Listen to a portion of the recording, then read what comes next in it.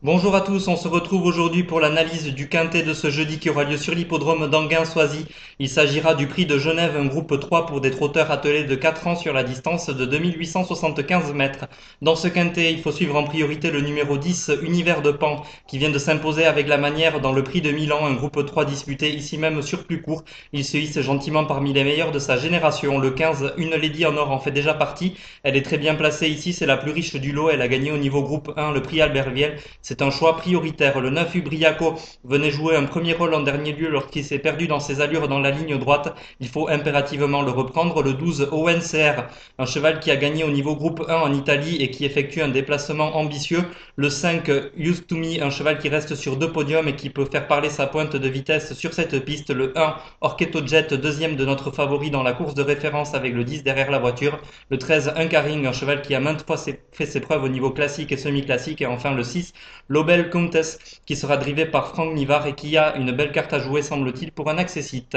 Je vous rappelle ma combinaison pour ce quintet plus de jeudi à Anguin, le prix de Genève, le 10 Univers de Pan, le 15 Une Lady en or, le 9 Ubriaco, le 12 ONCR, le 5 Used to Me, le 1 Orcheto Jet, le 13 Uncaring et enfin le 6 Lobel Countess. Passons aux autres courses principales de cette réunion de jeudi à Anguin, notamment la course 2, le prix de la Porte de Versailles, une belle course européenne pour des 5 et 6 ans, avec évidemment partout Simoni, le 204, qui n'a pas été très heureux jeudi dernier. Il s'est classé quatrième et devrait faire beaucoup mieux cette fois, ce sera mon favori. Également à suivre le 203 Scoli de Bassière, une jument qui excelle dans les deux spécialités et qui est bien placée derrière la voiture, elle devrait profiter de ce bel engagement.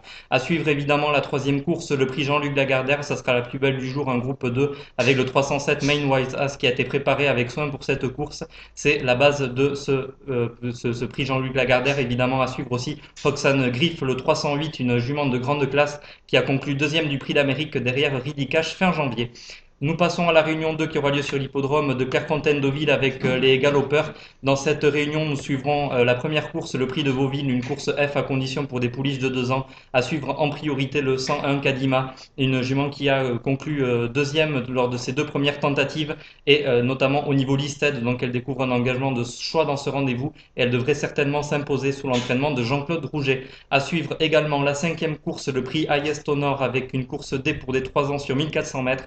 Dans cette course en valeur 41 avec Olivier Pellier sur son dos, Duchessa, le 506, devrait logiquement se mettre en évidence. À suivre aussi Savi Sabi, le 504, qui a déjà très bien fait sur cette piste de Clairefontaine-Deauville. Enfin, la réunion 3 sur l'hippodrome du Lion d'Angers avec le Grand Prix du Lion d'Angers, une listed pour 3 ans sur 2000 mètres. Nous suivrons le 401 Lunaïr, qui n'a pu se mettre en évidence dans le prix du Jockey Club, un groupe 1, mais qui redescend nettement de catégorie ici et qui pourrait s'imposer sous la poigne de Christophe Lemaire.